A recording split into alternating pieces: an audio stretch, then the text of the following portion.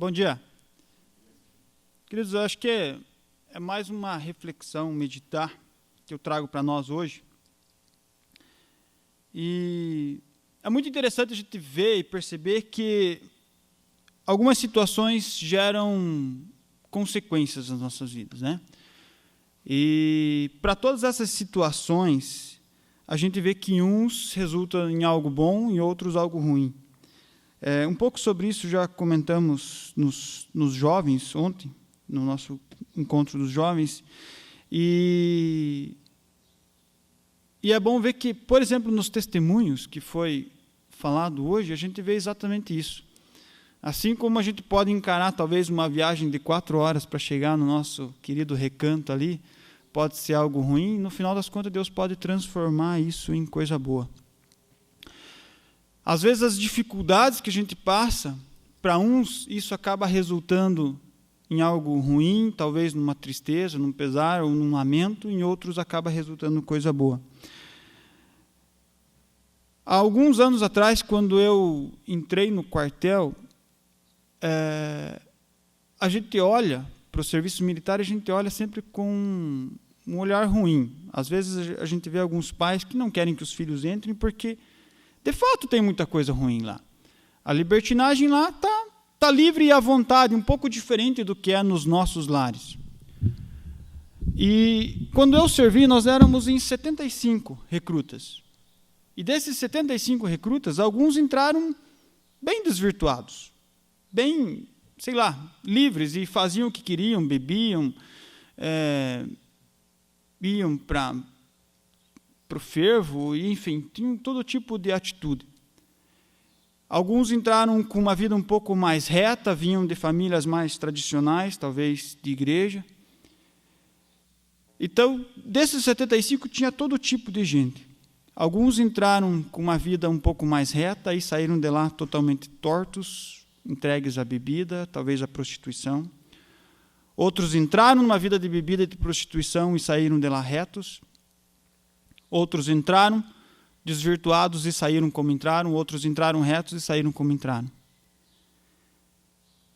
Irmãos, hoje nós também passamos por muitas limitações. Talvez as maiores limitações estão no quesito a participar da nossa vida como igreja, da nossa vida como corpo. Enquanto a gente vê pessoas que estão orando cada vez mais fervorosamente, estão usando essa situação para buscar cada vez mais da parte de Deus uma intervenção, uma direção, há tantos outros que estão aproveitando essa situação para não fazer nada, para não fazer absolutamente nada, para não precisar se comprometer com a igreja, se comprometer com o corpo cujo qual faz parte, com a obra de Deus cujo qual foi chamado. Irmãos, com tudo isso eu pergunto para vocês e para mim também, o problema está onde? Será que o problema está nas situações? Estão nas circunstâncias que a gente vive? Será que o problema são as dificuldades, as nossas limitações? Ou será que o problema está em nós? Se a mesma situação ela gera em uns algo bom, em outros também algo ruim, quase que com certeza o problema ou a solução está em como nós encaramos as coisas. Falando um pouquinho de Moisés, quando estava cruzando o deserto, eles chegaram diante da terra prometida, e para espiar a terra prometida, a terra que é tão sonhada, que por 40 anos eles ouviram falar, caminhando sobre o deserto, eles chegaram então diante da terra prometida, eles mandaram 10 espias para entrar lá. Esses 10 espias foram, entraram, rodearam a terra, viram as coisas boas, mas também viram as dificuldades. Todos os 10 passaram pelas mesmas experiências, viram as mesmas coisas boas e viram as mesmas coisas ruins. 8 deles voltaram desmotivados, viram só as dificuldades e viram que era impossível eles tomarem aquela terra. Mas Josué e Caleb não, eles passaram pelas mesmas circunstâncias. E eles vieram dizendo, não, vamos entrar, porque é a terra que Deus nos prometeu. É a terra que Deus nos prometeu desde que a gente saiu do Egito, é a terra que Deus falou que entregaria para nós, a terra que mana leite e mel, a terra que tem muitas coisas boas. Tem sim dificuldades, claro que tem, mas o nosso Deus é maior do que elas. Mas os outros 8, eles só conseguiam ver as dificuldades. Talvez os outros 8 só viam umas 4 horas para chegar no recanto. Mas Josué e Caleb não, eles iam ver que Deus tinha preparado aqui. Que por mais que precisou ir, sabe Deus até onde, para voltar aqui, a bênção estava aqui. Às vezes a gente não consegue olhar por trás das circunstâncias, por trás das dificuldades, a gente não consegue ver o final da situação. Mas isso depende do quê, irmão? Será que depende das dificuldades?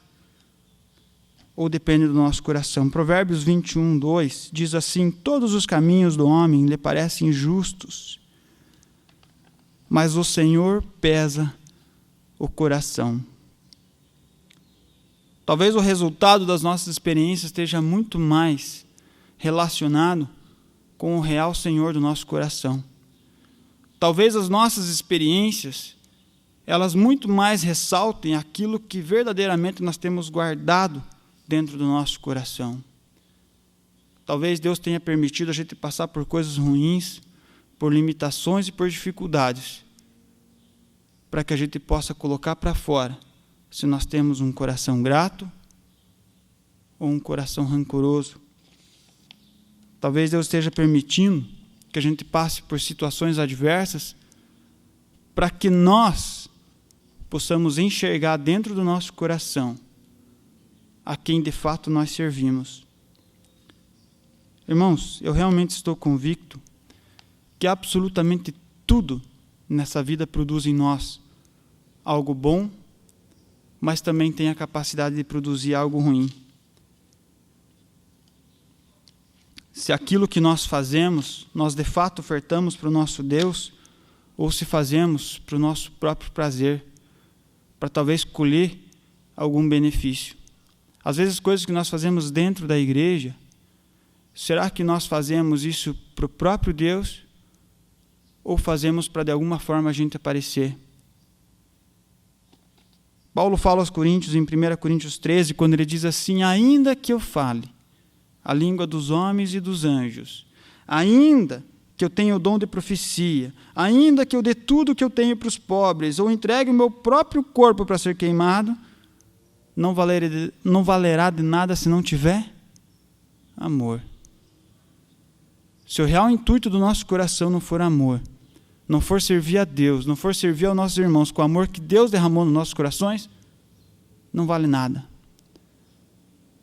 Não importa se as coisas na nossa vida derem certo ou derem errado, se não tiver amor no nosso coração, se nós não tiver convictos de que Deus é Senhor e soberano sobre todas as coisas, isso não valerá de nada. Jesus fala inclusive sobre as ofertas que são trazidas aqui na frente. Quando Jesus fala sobre a oferta dos ricos que traziam grandes fortunas e da viúva que trazia uma moeda pequena, que talvez de muito pouco valor. Ele valorizou a oferta de quem? Da viúva. Porque as grandes quantias não tinham valor? Não. Mas porque a real intenção daqueles que traziam as fortunas talvez era aparecer diante dos homens. Será que aquilo que nós temos ofertado ao nosso Deus é realmente para Ele? Será que nós fazemos aquilo que Jesus nos disse quando a gente fosse dar uma esmola? Será que nós escondemos da nossa mão direita aquilo que a nossa mão esquerda faz? Isso não é para a gente esconder dos outros e ter uma vida mascarada, mas é para a gente não buscar a nossa glória aqui, porque a nossa glória está além de tudo isso. Se nós confiamos no nosso Deus, se nós confiamos que Deus vai nos honrar, nós não precisamos que as pessoas nos honrem. Nós não precisamos que as pessoas reconheçam aquilo que nós estamos fazendo, porque nós confiamos em Deus. E talvez isso tudo venha a revelar a real intenção do nosso coração. Irmãos, talvez para nós hoje seja muito fácil a gente olhar lá para a história de Josué, de Caleb e dos 8 espias que entraram na Terra Prometida e condenar os 8 e dizer assim, por que eles não confiaram em Deus? E talvez até alegar assim, nós somos como Josué e Caleb. Mas será que nós somos mesmo? Será que dentro da nossa vida nós somos como Josué e Caleb?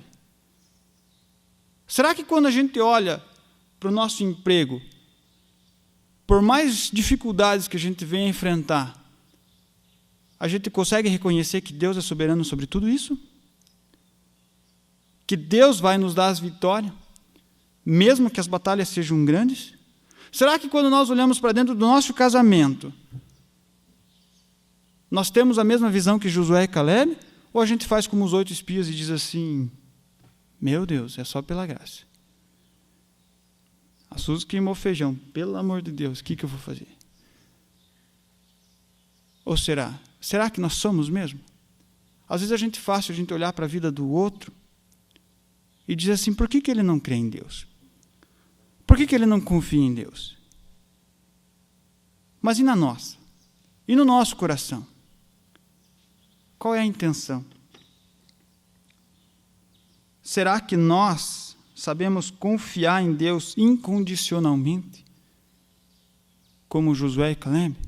Josué e Caleb, eles viram os gigantes, eles viram as cidades fortificadas que eles tinham que enfrentar, eles viram todas as dificuldades.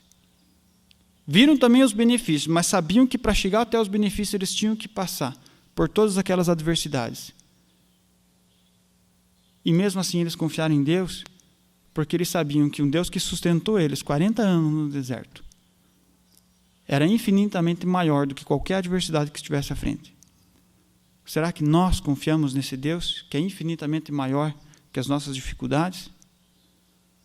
Será que nós confiamos nesse Deus que mesmo que a gente venha a morrer na batalha, que Ele vai honrar, Ele tem preparado a nossa recompensa? Porque talvez seja muito fácil nós olhar para as pessoas que chegaram depois na Terra Prometida e conquistaram a Terra. Mas e para aqueles que morreram na batalha? Será que esses não serviam o Deus verdadeiro? Será que esses eram falsos, hipócritas? Será que nós vamos falar a mesma coisa então de João Batista, que foi decapitado? Ele via uma glória futura, uma glória que não vem daqui. Às vezes é muito fácil nós olhar para Daniel e dizer assim, eu quero ser como Daniel, que foi lançado à cova dos leões e talvez dormiu em cima do leão, mas e tantos outros cristãos verdadeiros que foram comidos pelos leões, que não desanimaram quando foram jogados nas fogueiras, morreram queimados cantando e louvando o nosso Deus. Será que nós somos como esses? Ou será que nós precisamos receber a nossa recompensa aqui? Será que a nossa motivação é receber a recompensa aqui? Não que a gente não venha receber, não que a gente não tenha que buscar, mas não deve ser o nosso único intuito, porque senão talvez a gente esteja na beiradinha para ser enganado pela nossa ganância, pelo nosso desejo